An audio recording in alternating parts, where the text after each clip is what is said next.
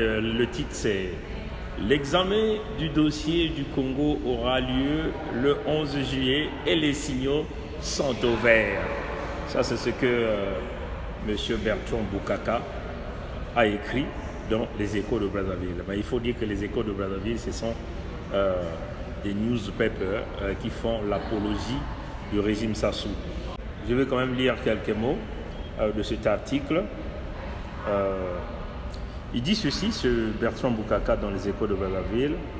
Nommez-moi, citez-moi un seul pays dans le monde que la Banque mondiale et le Fonds monétaire international ont sauvé de la misère, ont développé. Quel pays? Alors qu'il était attendu pour le 5 juillet, l'examen du dossier du Congo par le conseil d'administration du Fonds monétaire international dans le cadre de la facilité de crédit élargi aura finalement lieu le 11 juillet. La publication du nouveau calendrier par le secrétariat de l'institution vient doucher les ardeurs de ceux qui déjà criaient victoire sur un renvoi s'inédit du dit examen. Comme si les malheurs du Congo étaient pour eux source du bonheur. Ça, c'est ce que ce Bertrand Bokaka a dit dans les Échos de Brazzaville. Je vais le lire rapidement. Ils ont été prompts à relayer le calendrier de travail du conseil d'administration du Fonds monétaire international, duquel ne figurait pas le Congo à la date du 5 juillet, initialement annoncé par l'examen de son dossier. Les pseudo-activistes, donc ce Bertrand Bokaka s'adresse à nous les Congolais, les pseudo-activistes de la bonne gouvernance ont hélas toute honte, disparus des réseaux sociaux où ils sont très actifs pour commenter l'inscription du Congo au calendrier du FMI en date du 11 juillet 2019. Dire que l'ennemi du Congolais, c'est le Congolais. Moi, je vais continuer à lire pour que les gens comprennent de quoi ce que ce Bokaka est en train de dire et nous allons rapidement donner un élément de réponse. Voilà, donc il dit, souvent installés en Occident, d'où ils tiennent des officines de super blogueurs. Ces Congolais n'ont pour seule ambition que de nuire à l'image du pays, ainsi qu'à ses dirigeants. C'est ce que Bokaka est en train de dire, en relayant tout ce qui peut être contre-productif pour le pays.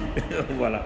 Ce à se demander, en quoi cela avance-t-il leur combat politique, si c'en est un, car ils en rendent pas compte qu'en pensant causer du tort à Sassou Denis ou au gouvernement de la République, les mauvaises nouvelles dont ils se délectent impactent surtout leurs parents restés au pays et qui n'ont pas, à tout le moyen, le même regard que, moi je vais lire encore, c'est que ce Bertrand Bokaka des Échos de Brazzaville est en train de dire, puisqu'il dit que les signaux sont en vert.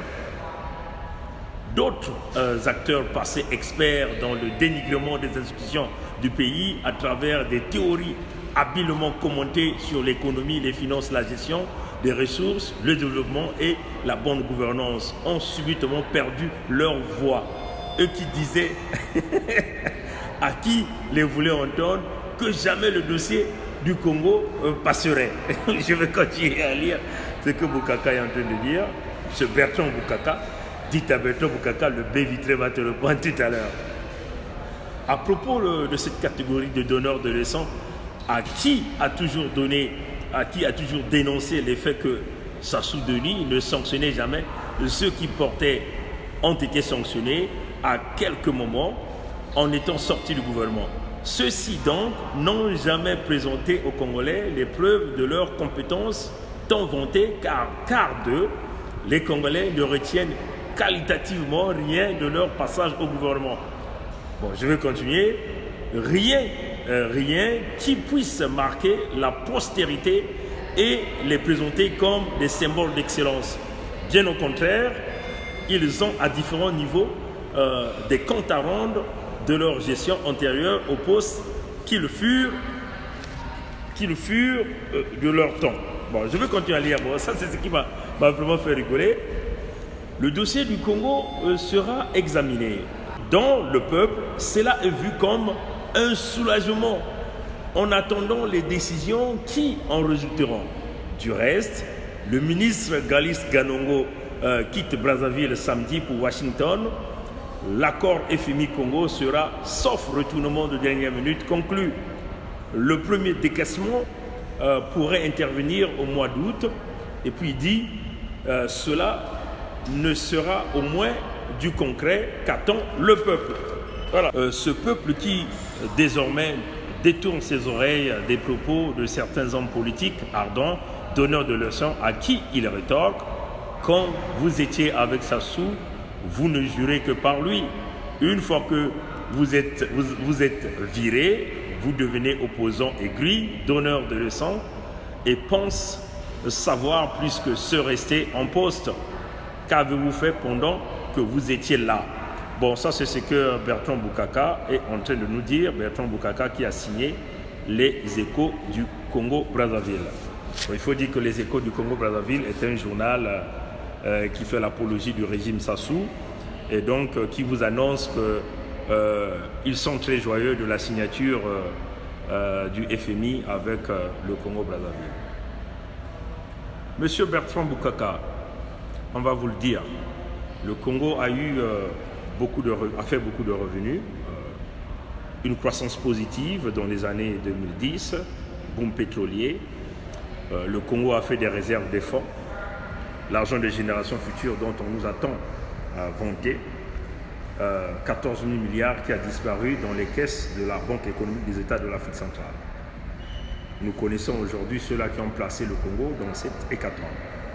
Ce n'est pas la diaspora, ni les activistes politiques dont vous êtes en train d'essayer de fustiger ici dans votre article, qui est un article très bidon, parce que déjà vous êtes en train de publiciter une dette. Hein?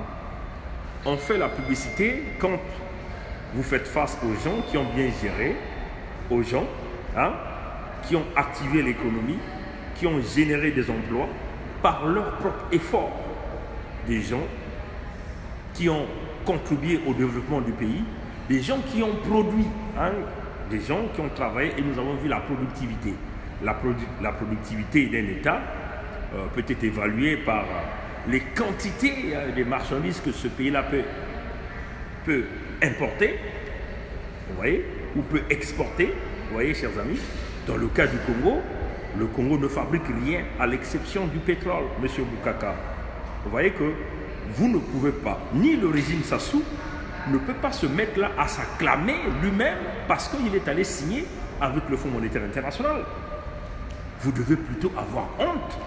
Vous ne pouvez pas vous mettre ici à acclamer pour quelqu'un qui va aller s'endetter au nom du peuple, alors qu'il a eu des possibilités, il a eu beaucoup d'argent à gérer et à pouvoir remettre l'économie de ce pays-là sur les bords, sur les rails. Mais seulement, il a été incapable de le faire. Donc, Bertrand Boukaka, des Échos de Brazzaville, vous ne pouvez pas vous inventer pour dire que Sassou, parce que nous avons là l'impression que pour les gens du régime Sassou, ça devient, comme on dit, un dilemme ou encore un challenge. Pour les gens du régime, c'est un challenge.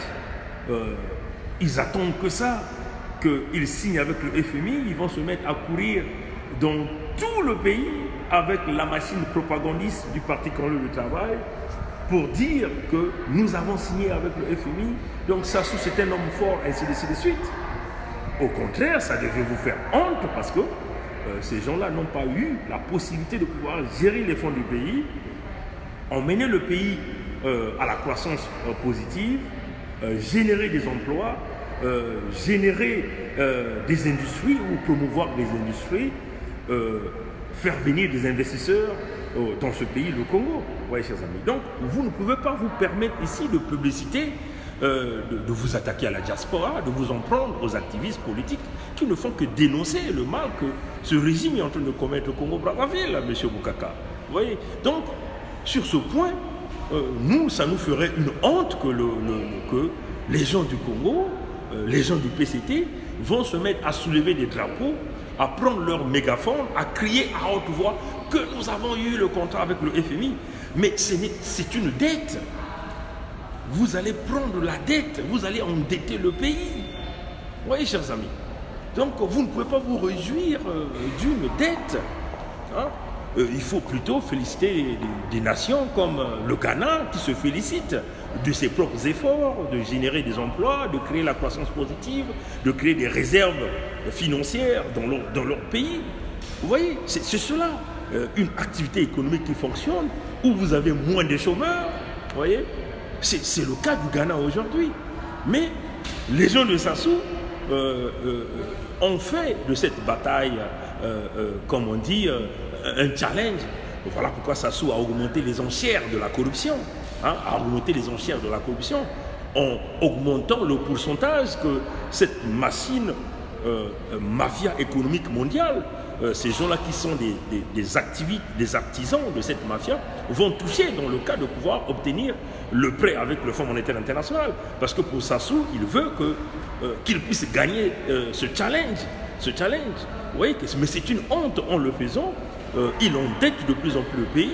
Et c'est bien normal que les Congolais se lèvent à pouvoir critiquer, à pouvoir dire que non, on ne peut pas continuer sur les mêmes bases. Vous voyez, donc M. Boukaka qui se permet de rédiger, Bertrand Boukaka, des Échos de Brazzaville, qui se permet de rédiger tout un article pour penser, fustiger la diaspora. Mais au contraire, c'est au régime de Brazzaville que vous devez fustiger. Hein? C'est cela, chers amis. C'est cela. Vous croyez que ça nous fait aujourd'hui la joie que même Western Union ferme ses portes au Congo, ou MoneyGram ferme ses portes au Congo?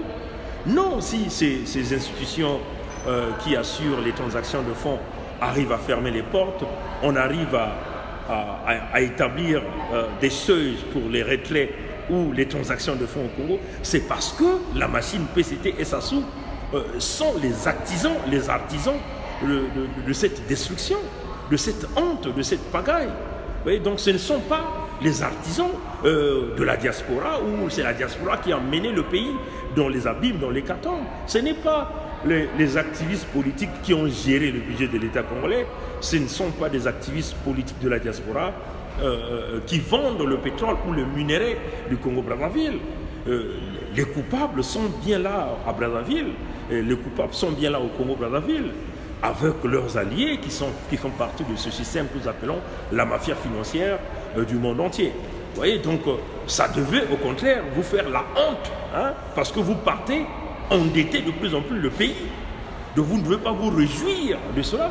Mais même si vous allez prendre cette dette-là, ça ne servirait pas le Congolais lambda, ça ne servirait pas le citoyen congolais, ça ne boosterait pas l'économie, parce que nous allons faire face aux mêmes individus qui ont toujours placé le pays dans une situation de difficulté économique. Vous voyez, donc l'article de M. Boukaka, c'est un article vide qui fait l'apologie du pouvoir, un article qui pense que la diaspora demeure l'ennemi.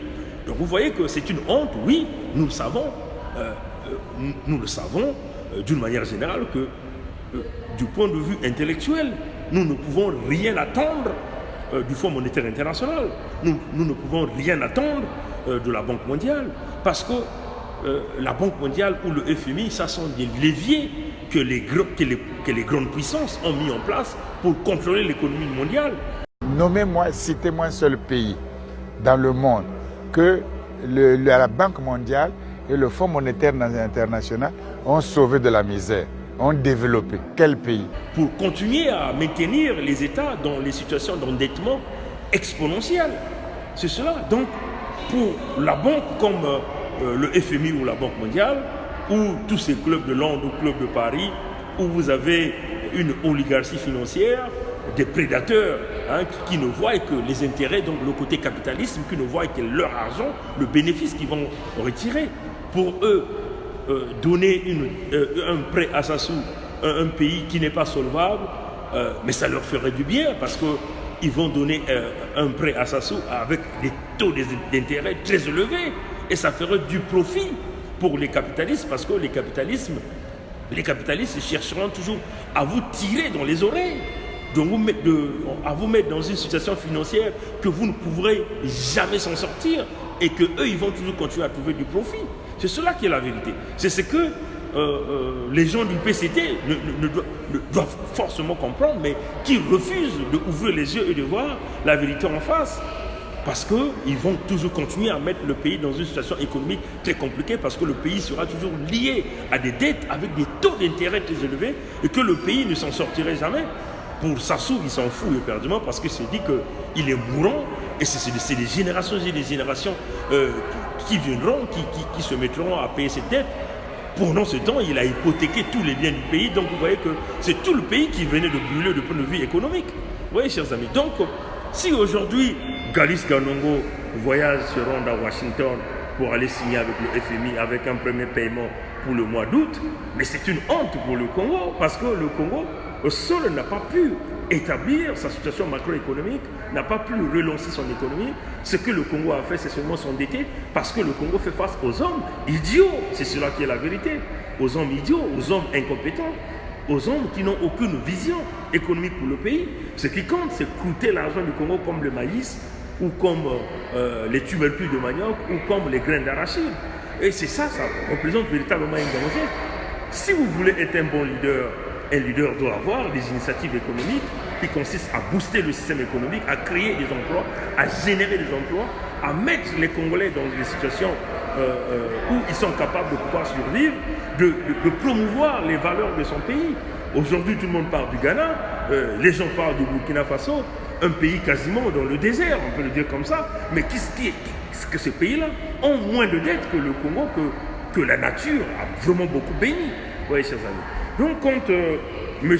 Bertrand Boukaka, les Échos de Brazzaville, nous vient avec un article où on nous dit les signaux sont au vert et que Sassou va signer avec le FMI, et il se met à penser fustiger les activistes politiques, à penser fustiger la diaspora, à penser fustiger les opposants, des gens qui critiquent énormément ce régime. Vous voyez que M. Bertrand Boukaka n'a que simplement prêché son article dans le désert, parce que le peuple congolais conscient et sérieux sait que l'argent que Sassou obtiendra du Fonds monétaire international ne servirait pas les intérêts des Congolais, sinon les intérêts du régime. Mais ce qu'encore que vous devez savoir, c'est que signer avec le Fonds monétaire international n'est pas synonyme du bonheur, c'est synonyme du pire. Hein? Synonyme du pire.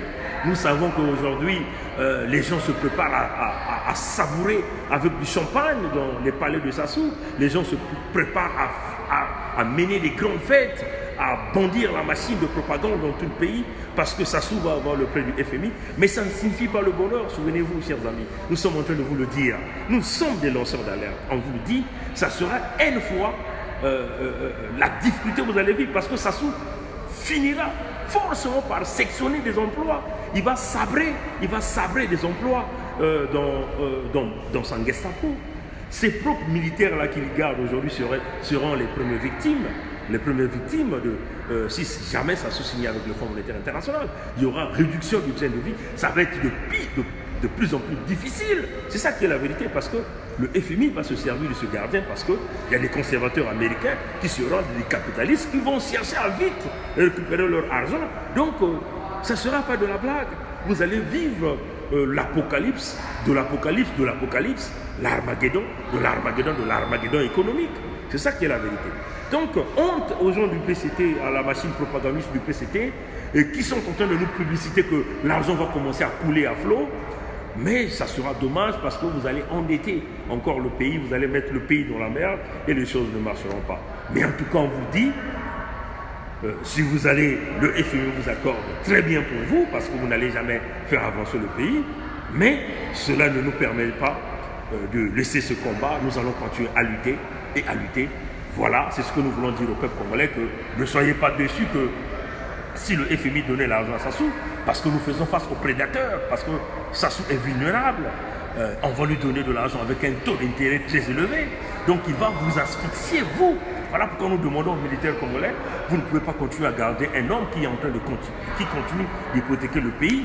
Il faut forcément toucher à son intégrité physique, l'unique et ultime moyen de sortir le Congo de ce gouffre économique et de cette situation. Quant aux Congolais qui sont en train de se préparer à rentrer dans un gouvernement que Sassou va mettre en place, si jamais Sassou signe avec le FMI, honte à vous. Allez-y voir la vidéo de M. Wabaluku qu'il a mis. Nous avons mis cette vidéo-là. Vous allez comprendre comment beaucoup de gens dans la diaspora de Paris sont en train de bouger. Notre prochain discours, nous allons parler à la diaspora de Paris et nous allons la fustiger. Nous allons citer des noms. Parce que nous allons parler du dossier de Charles-Alexandre Tsanga contre les Guy Mafimba, les Papou Gombe, les mouvements Ça Suffit, les Sadio Morel-Conté, et nous donnerons un élément de réponse à Sadio Morel-Conté qui pense que nous ne comprenons pas le français et que nous sommes idiots. Nous allons lui donner la réponse. Que Dieu nous garde et Dieu nous bénisse. Nommez-moi, citez-moi un seul pays dans le monde que la Banque mondiale et le Fonds monétaire international ont sauvé de la misère, ont développé. Quel pays?